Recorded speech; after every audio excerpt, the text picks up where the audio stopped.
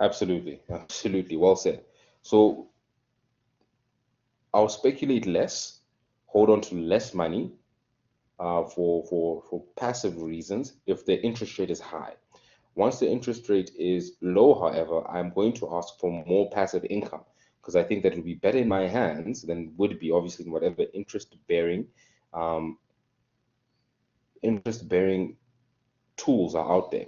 But let's see how this works out in the real world, right? So if you look at box 14.5, this is what you're going to find. You'll find three columns there: current value, fixed interest payment, and interest rate. And this has to do with bond prices, right?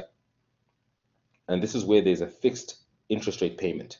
This interest rate is going to be consistent or fixed interest payment, which means in this case, there's always going to be 100 Rand that you're going to be paid for. Kieran, we're on page 291. This is going to be 100 Rand that you're going to get paid every, let's say, every month for perpetuity, forever. Okay? Now let's look at this carefully. If we look at the interest rate for 5%, right? Someone says that the interest rate currently, guys, is 5%. It means that the amount, pleasure, it means that the amount or the current value of your bond will then be what, guys? If the interest rate is 5% and our fixed interest rate payment is 100 Rand, what's my current value of the bond? How much should I pay for a bond?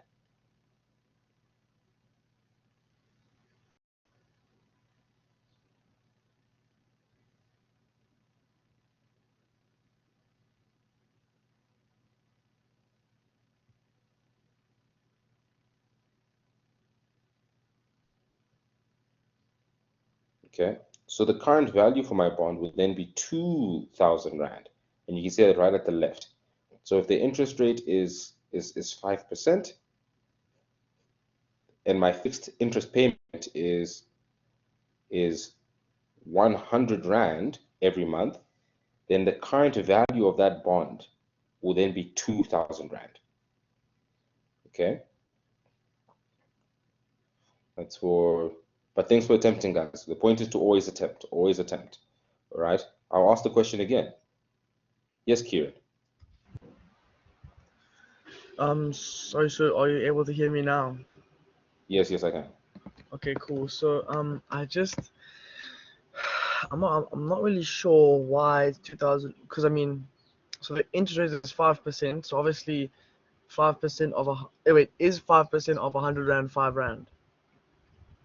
5% of 2,000 Rand is 100 Rand. Oh, 2000. Oh, okay. So you're basically gonna take um percent of the current value. Yes, you take 100%. That's the one. Yeah, you take a percentage Oh, of the current value. okay. Because I thought it was take it off the fixed interest payment. Okay, so you take it off the current value, and then Mhm. great. Is the answer 2200? No, the answer is not 2,200. Because remember that the Oh, current value of the bond will remain the value of the bond. You don't get paid that. Because this, in this case, with the example that we're working with, we're saying that it's in perpetuity, which means there's no maturation date. So that means that we never get our current value. Instead, we only get our fixed interest payment. But if, however, and this is for you, Andrea, if, however, the current value was there was a maturity date, right? That means that I get my 2,000 Rand and I'd get the 100 Rand as well. And therefore I'd have 2,100. Does that make sense? so you would get that back, or not? Well, Yes. Yes. okay. If of course there's a maturity date. But if there is no maturity date, in this case they're saying that we will pay you 100 Rand, Kieran, for eternity, right, in perpetuity. That means that if I wanted to buy this 100 Rand interest payment, it means that I need to then pay the market 2,000 Rand at 5% for interest. Does that make sense? Yes, yes. Okay. All Thank you, right. sir. Cool. No, pleasure's mine. Pleasure's mine. Pleasure's mine. And maybe what we can also do, guys, is maybe do some multiplication around this. So if you've got your calculator with you, it would then be 100 Rand or 100 Rand as an interest payment account divided by 0.05 equals 2,000 Rand. That's where they got it from, guys. So please just do the multiplication on your side as well, being the interest payment amount, 100 Rand divided by 0.05, which is 5%, right? 0.05, which is 5%. And then tell me what it equals on your side.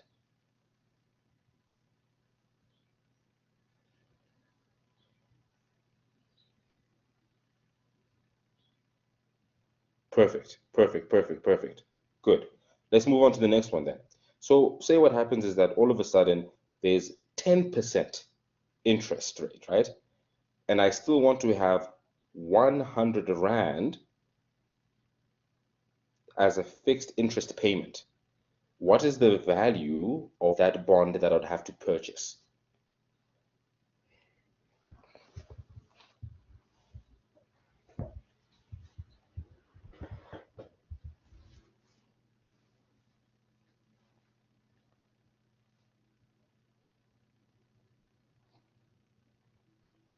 Cool. And just let me know via the mic, how did you work that out?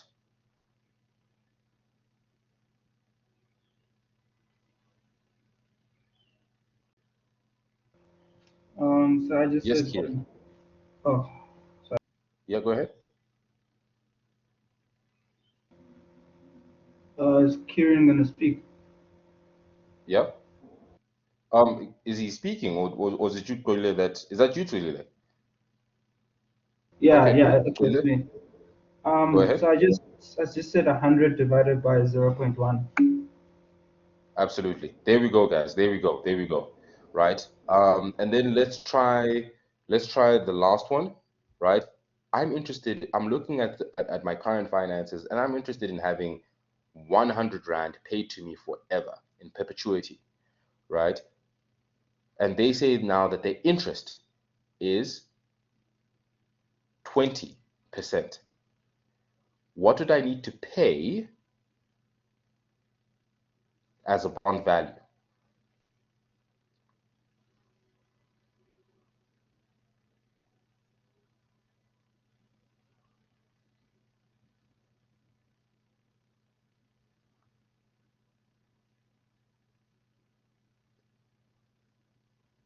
Good,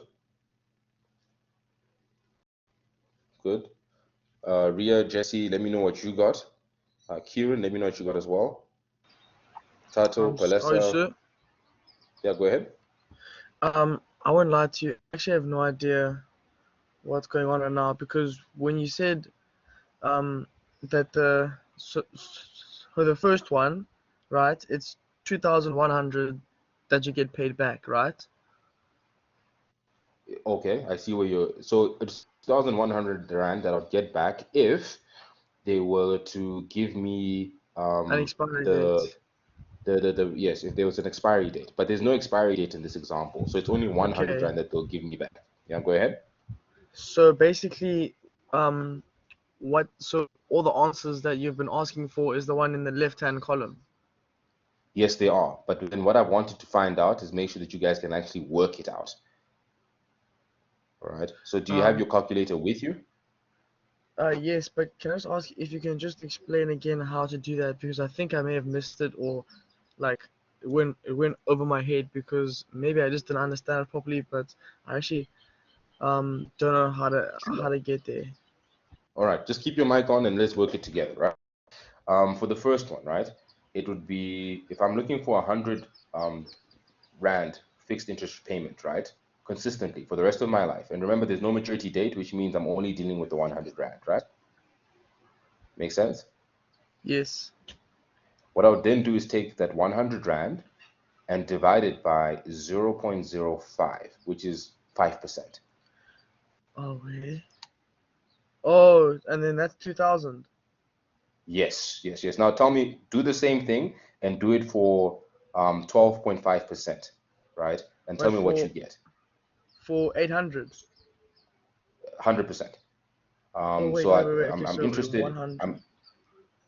Cool. I'll just repeat the question as well. Right here I am. I'm interested in a 100 Rand interest payment monthly, right? And then I hear that, look, guys, the interest rate for that is 12.5%. So how much money would I need to put in to get that 100 Rand in perpetuity? What would that be? 800. 800. Right? And how did you calculate that? Oh, I just said fixed interest payment divided by 0.125. Bingo. Done and dusted. Okay, I understand now. Cool. Right, guys. So here's now where you guys will go, oh, right. Firstly, you'll realize here that the relationship between your current value, which is the price of your bonds, versus your interest rate is inverse. What does that mean?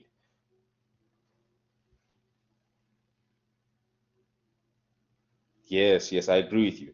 I agree with you, Jesse. And you know what the funny thing is, they shouldn't have shown that current value there. They should have actually shown it right at the end. You're 100% right. 100% right. I think somebody, yes, Ria. The higher the interest rate, the lower the current value. Yes, the higher the interest rate, the lower the current value or the price of that bond. Okay.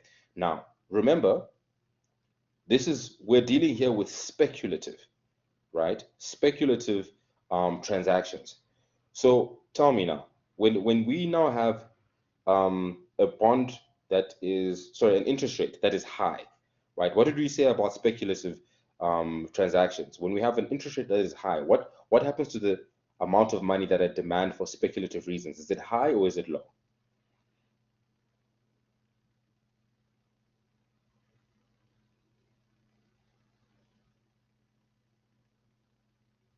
Yes, it's low, right? Right. And the reason why it's low, guys, is because I'm going to go and buy as many bonds as possible for 500 Rand at 20% interest rate, right? So if we were to plot a graph, this 20% interest rate means that I've put all my money into buying bonds so that I can have a 100 Rand perpetuity payment consistently, right?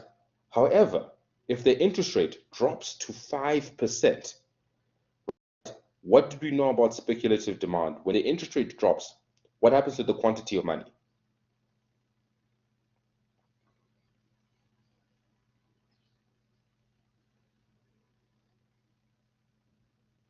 Absolutely.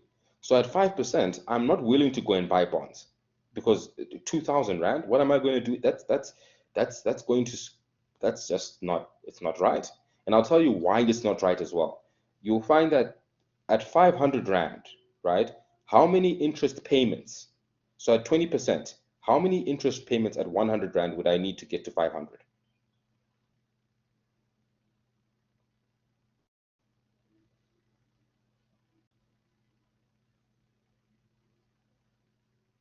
That's 20%. How many 100 Rands would I need to get to 500? 5 payments, 100%, Jesse, right? But at 2,000 Rand at an interest rate of 5%, how many 100 Rands would I need to get to 2,000? 100%. So if I had to give you a deal, Jesse, right now, and everybody else here, if I had to give you a deal to say 5% or 20%, which one are you going to pick?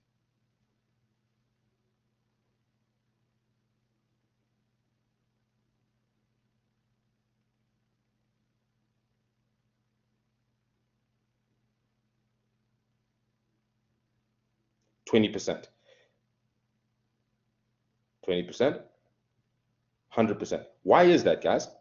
Tato, Zima, tell me. Palissa, tell me. Why did you guys pick 20%?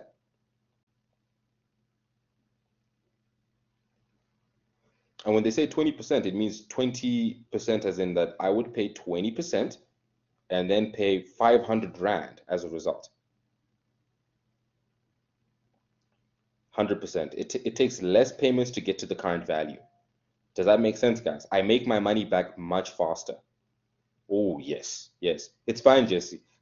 This is where we make mistakes, so we have some fun, right? So this is why, guys, at the end of the day, that when the interest rate is high, my money is going straight into bonds, so I can make my money back faster.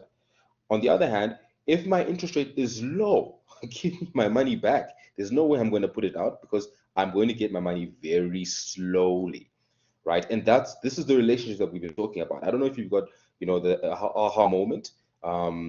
But if there is an aha moment, let everybody know so that we can obviously share into it. But this is basically the math behind it and why we get to the conclusion that we get to. Do we understand?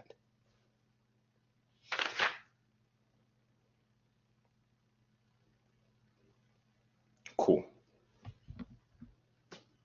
And hopefully that 100% one day will be 100% interest rate. That'll be great. That'll be fun. Cool, guys. I'm gonna move on. I'll take it that everybody understands what's going on right now, and we'll then move on. Are there any questions, guys? Any questions whatsoever? Let me just make sure.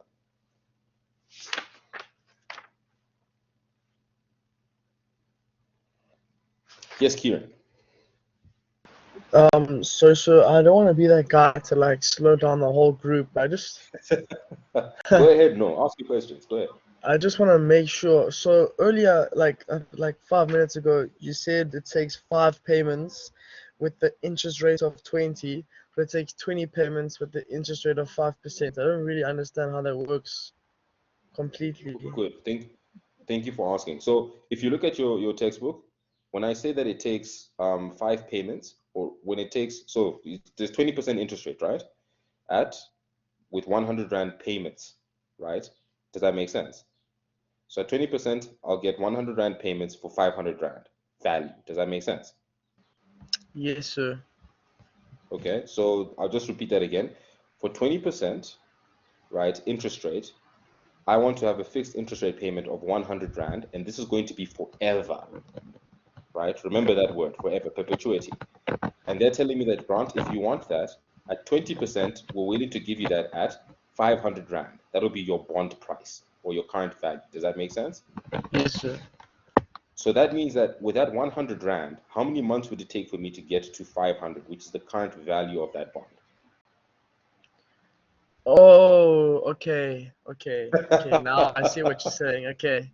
Okay, cool. And that's why we go Thanks, for the sir. deal that has the larger percentage. Makes sense? Yes, sir. Okay, perfect. Good. I'm Thank you. happy then. Pleasure. Right, guys. Now we're on page 291. It says the stock of money, how it is created. And let's go through this. It says there that I want you to highlight this. In section 14.3, we said that the South African Reserve Bank uses 3 definitions of money, M1, M2, and M3. These definitions are used to determine the quantity of money, a stock concept, which can be measured at a particular time. Now remember that we talked about stock concepts in study unit 1, right, which is chapter 3. Stock is us saying, at this point in time, we can measure it right now, specific point in time. Flow, on the other hand, is over a period of time. So when you see things like stock of money, you realize that there's a calculation that's happening right now, right? And then it says there in section 14.3, we showed that the demand deposits, D, constitute of the main components more than 90% of the quantity of money. In the analysis, it is therefore essential to establish what determines the size of these deposits. Now, remember that we also talked about the fact that, when we talk about banknotes and coins, right, versus demand deposits, and this is the equation M is equals to C plus D, right, where the quantity of money is equals to cash and coins plus demand deposits. The demand deposits here, it constitutes of 90% of the actual quantity of money, all right? Just making sure that we just recall that quickly. Now it says here the role of blanks in money creation process, and this is going to be a long highlight, so get your pens ready. The answer to, the role of banks in the creation process. The answer is surprisingly simple. Banks create deposits by making loans. They are in the unique position of being able to create money by responding to the demand for loans by borrowers whom the banks deem to be creditworthy, right? Why are the banks in this unique position? Simply because the public accepts bank deposits as money, right? Now, when we say bank deposit, it just means the amount in my account. That is a bank deposit, right? Banks can thus create their own assets in the form of new loans and liabilities. Now remember, what do financial institutions do? Financial institutions take savings from surplus units and give it to deficit units through loans. So the only way that a bank can give a loan is if it has money, and that money comes from surplus units. Okay? Now, they don't just give this money to anybody. They give this money to credit-worthy individuals. So if you decide I want to go for a loan, if you've not had a track record or an income, they might tell you, no, we obviously can't be able to assist you because you haven't shown track of some sort of income. However, if you have, e.g. your parents or some of you that may be working, you can go and get a loan to a certain amount. And the bank will say, I think you can afford X amount, all right? Then we're still doing this through accounting entries. In principle, they can do this to an unlimited extent. In practice, however, money creation by the banks is limited by the demand for loans as well as the action for the central bank. And what does this mean? All this means, guys, is at the end of the day, just because loans are being given out and the bank wants you to get loans, it doesn't mean that I want to go and get a loan, right? I still have to make a choice. Do I want this loan or not? And chances are most of us will probably say, unless there's a need, there's no need for me to actually go ahead and purchase this loan.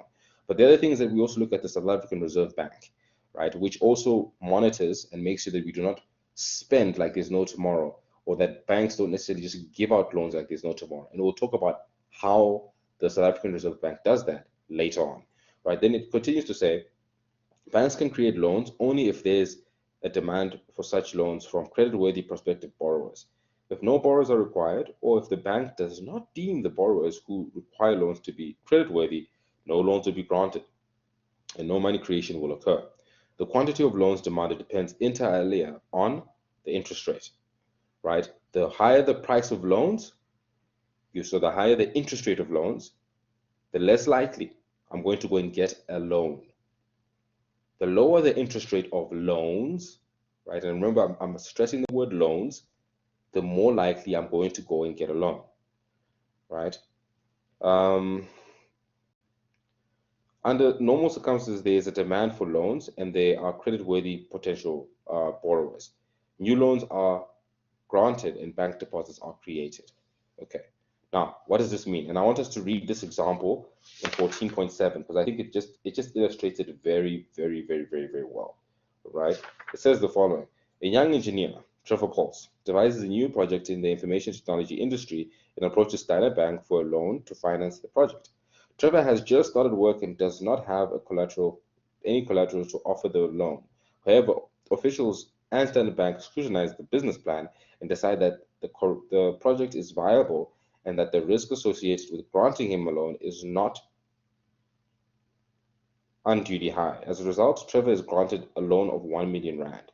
When Trevor starts spending the funds, please make sure that you highlight that. When Trevor starts spending the funds and companies who receive the funds deposited in their banks, or perhaps Trevor transfers the funds electronically to their accounts, in any case, new bank deposits are created. That is, the stock of money in the economy rises. The holders of these new deposits can now access them and pay for goods and services. The same reasoning applies to any other loan advance in the banks, right? So all they're saying here is that once you go and you say, I'm going to get a loan, right, especially for business, which is why we love businesses. When a business takes a loan, and remember, it's called investment spending, right? Back to that whole, what you call a diagram that we drew, where you have savers on both sides. You had your, I don't have my pen here, but you had your households on one side, and then on the other side, you didn't have your households. Instead, you had your firms, and the firms were saving into the institution. Both of them were saving into the institution. Apart from, both of them were saving into the institution. Sorry, that's it. And then what would happen is that the firm would then, or the financial institution would then send investment spending towards the firm, right? Do you guys remember that? Let me have a look in. Okay, Jesse, you do. Everybody else, do you guys remember that? Perfect. So I won't go back then, right? So what they're saying here at the end of the day is that when that firm receives that money, if they go ahead and spend it, what essentially then happens is that the money that they go and spend into different accounts, those individuals on their side have new money, right? And as a result, the demand deposits or the money stock of the country then goes up, because now we get people that can obviously spend more goods and services. And this is why people want you to spend, because at the end of the day, it makes the money go around and allows the economy to basically become a better place as well, right? The more money circulation, the more money is being made, the happier that we all become. What we don't want is a business that takes money and doesn't necessarily spend money. Even though right now during COVID, that is actually the in thing. You don't just spend money for the sake of it, because you don't know what's going to happen next. Okay. Are there any questions around this, guys, in the sense of money creation? An example that really, at the end of the day, how the bank creates money is through loans, and how those loans become new money or created money simply because the people that are paid the amount that was sent to the original firm in loans, or rather the money that is spent, the investment money that is spent to the economy, right, into new bank accounts and so forth, basically gives those individuals that have money now to be spend it on other things, and therefore things begin to go round and round and round and round, right? Does that make sense, guys? If it doesn't, please give me a shout. If it does, I'm going to continue on to page 294. I'm just looking for 3 people just to let me know, yep, we're good to go. I'm guessing, Tato, that's, oh, sorry, that was for a previous question. Are there any questions, guys? Give me a shout. Or can I continue? The rest is just about highlighting from here on out.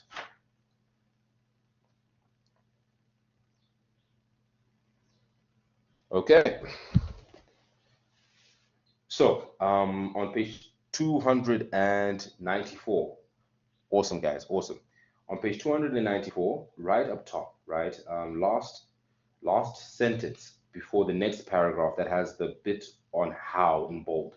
It says the following: the central bank regulates the money creation process and attempts to prevent the creation of excessive amounts in order to control inflation. So what they don't want is just loans on loans on loans on loans, because what will eventually happen to everybody is that the inflation is going to go up, and we don't want that, right?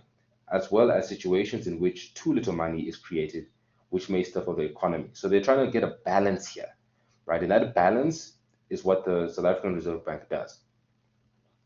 And how it does it is basically through interest rates. Okay, so but how can the central bank regulate the amount of money that is created in the banks, right?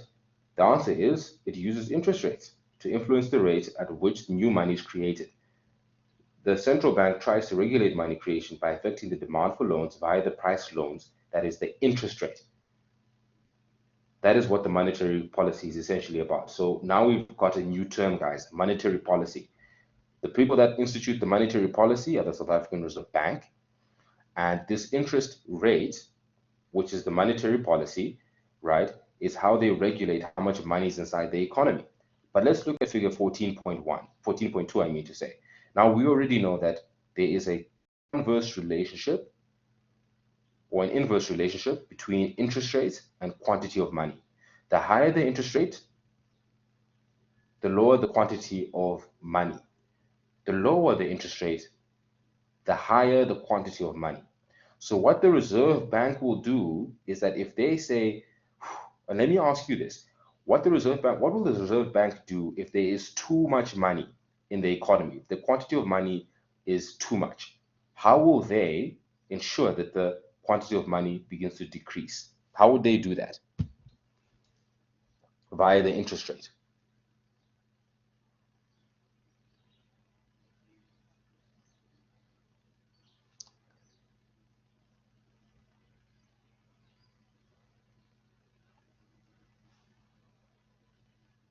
The question was that if there's a large amount, and we're looking at graph 14.2, if there's a large amount of quantity of money in circulation, right, and the South African Reserve Bank says the inflation is going to rise, what we're going to have to do now is basically decrease the quantity of money in the economy, right? What would they do to the interest rate? Would they increase the interest rate, or would they decrease it? Jesse says that they would decrease it. Do we agree with Jesse? Do we disagree with Jesse? And let me know why.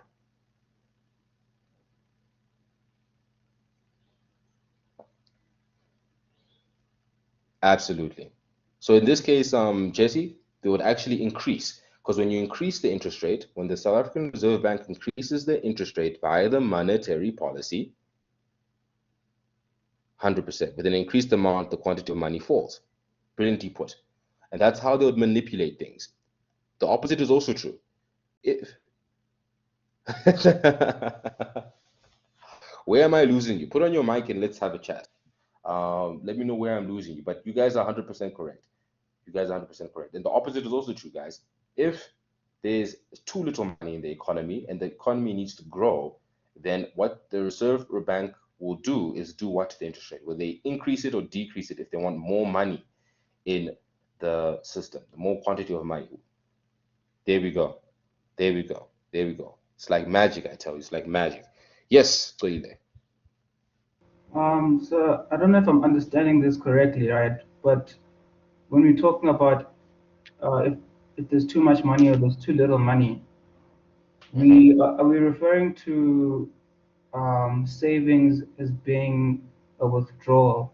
And since there's too much money, by increasing the interest rate, people are going to save more, meaning that they withdraw money from the economy, and then vice versa. If there's too little money and you decrease the interest rate, people are going to spend more and save less.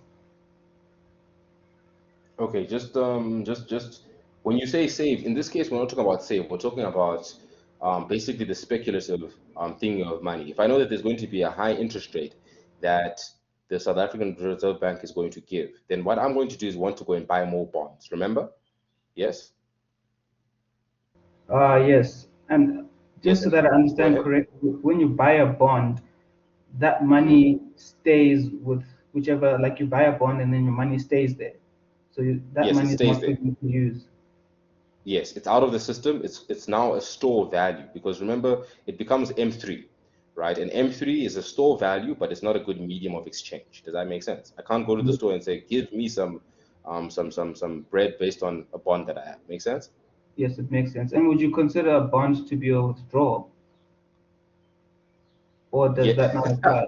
that's yes, yes. That a bond would therefore be a withdrawal.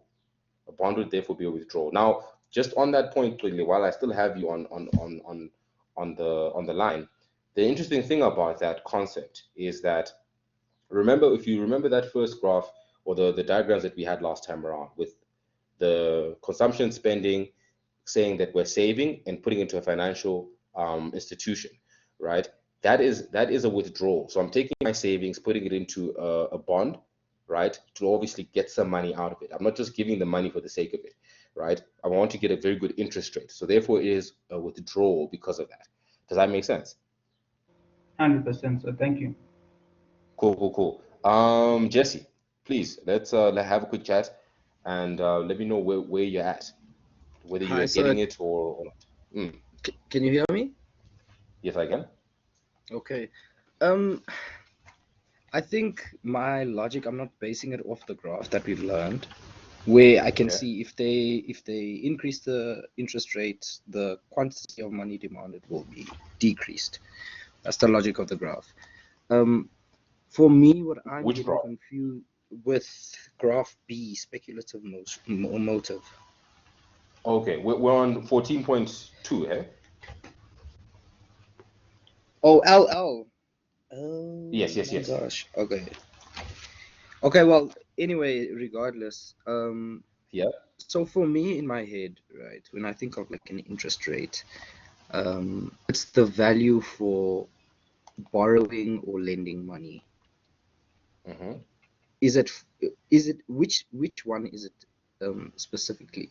This would be for lending money out. It could be both because the rule It could still be both. still applies for both. So let's say for instance we talk about the first one being loans, right? If the South African Reserve Bank increases the interest rate, right, and that means that we have to pay more For money. The for value of money will loans, increase. Yes. right? Would I then decide that would I go and get a loan if I know that the interest rate is higher to pay back the loan? No, you wouldn't. 100%. And therefore, the quantity of money then starts to decrease because I'm not getting loans, right? On the other hand, we also learned about bonds. right? And bonds, if we have a high interest rate that we're getting for bonds, what happens to the amount of money that's in my hands? Will I give it? Would I go get bonds, or will I keep it to myself? You'd want to get a bond, right? If the interest rate is Yes. higher, because your return on investment is higher. So what's Brilliant. confusing me, and I finally get it now, I keep thinking from the perspective of a consumer, where, for example, you speak about a bond and Okay. you would want a higher interest rate, but the opposite is true for a financial institution where they ideally would want a higher interest rate if they give you money, because it means they Yes. get more in return. And I think that's where I'm confusing it. I'm thinking that the lower rate would would give Oh, I see would what you mean. return less money in the Yes. long run. And Yes. yeah, but I understand fully now. Okay. No, I can get the confusion as well. But as long as you're found, I'm happy. Cool, thanks, sir. All right. Perfect. Yes, Kieran. So I just want to ask, whenever we are flip, are you able to hear me? Yes, I can. I can. Oh, okay. I just wanted to ask, if ever we are asked a question like this, like what you just asked, what perspective are we from? Are we from the bank's perspective or a consumer's perspective, like a business? So obviously, as JC just said, if we are the bank or business and we give out a loan, we obviously want the interest rate to be higher, but the consumer Mhm. wants the interest rates to be lower. So what perspective would we be looking from? You're looking at it from the consumer perspective. Okay, so obviously we want the interest rate to be lower. Yes, we want the interest rate to be lower, whereas obviously a bank would want it to be higher, right? All right. Yeah. Okay, Yeah. And okay, remember, a thanks. consumer in this case, guys, is could also be a firm. Um, just so that you know. So it could also be a firm in the sense of they also need to borrow money. I hope that makes sense as well. Yes, indeed. Thank you so much, sir. All right, pleasure, guys. Or a better way to put it, guys, remember, is that we're looking at it from this case when it comes down to borrowing and saving. Okay, so if it's from a saving perspective, it could be remember back to the surplus units, right? It could be either a firm or a consumer. Surplus units. We want to save money. We're going to go and buy bonds, right, from these financial intermediaries and so forth, so that we can increase the interest on our money, right? On the other hand, it could be from the borrowing perspective, which could also be a consumer, being a household, a firm, or the government, right? And as a result of that, guys, that means that when the higher the interest rate, the more we'll say we don't want to borrow, the lower the interest rate, the more I want to borrow. So you're thinking about it from both perspectives. But when it comes down to consumer or producer, think about it in the sense of surplus unit and deficit unit. I hope that makes sense, because deficit unit wants money and they're not willing to pay high interest rates for money, right? They're willing to pay low interest rates, but then the surplus units are willing to pay high interest rates for bonds, but they're not willing to necessarily pay low interest rates for bonds. So think about it from the point of view of surplus units and deficit units. I hope that makes further clarity. I hope there's a lot of wherever you are right now.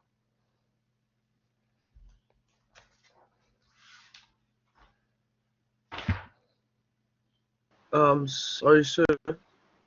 Mm. Is surplus then, is that more like a bank who gives out loans then, and then a deficit is like is like a consumer basically? Good question. Turn to page 287, box 14.3.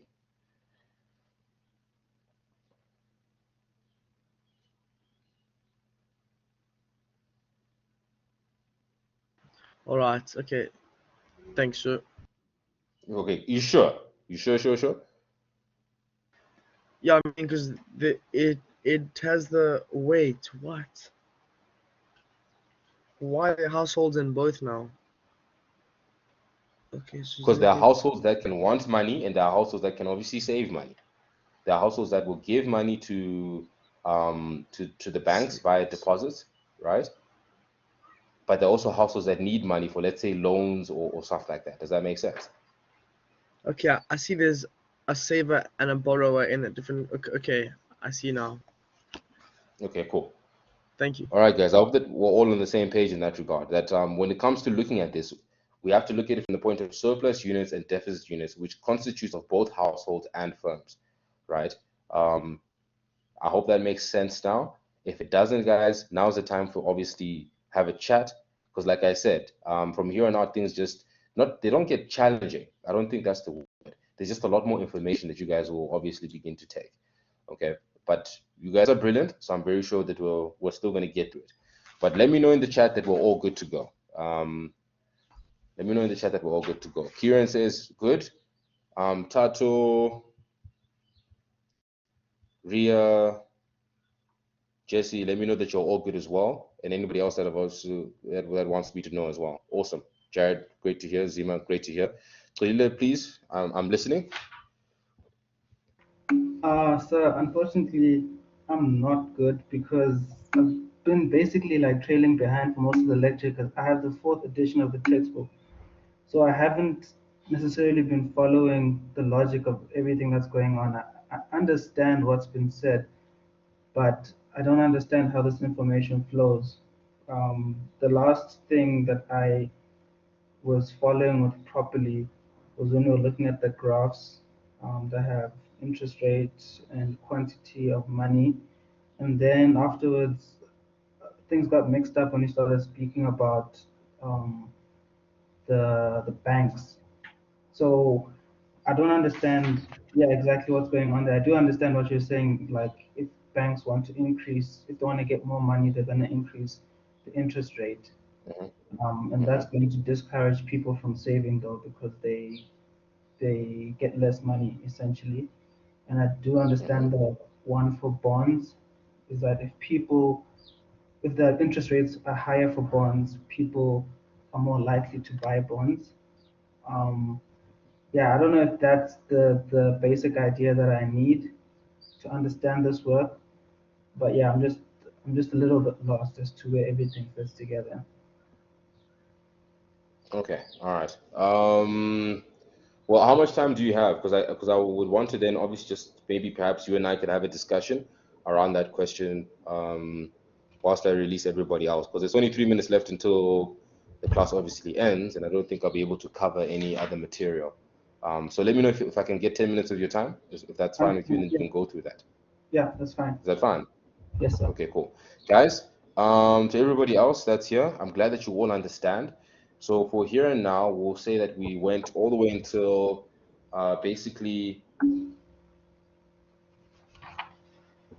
yeah, you can stay in here as well. You can stay in here as well.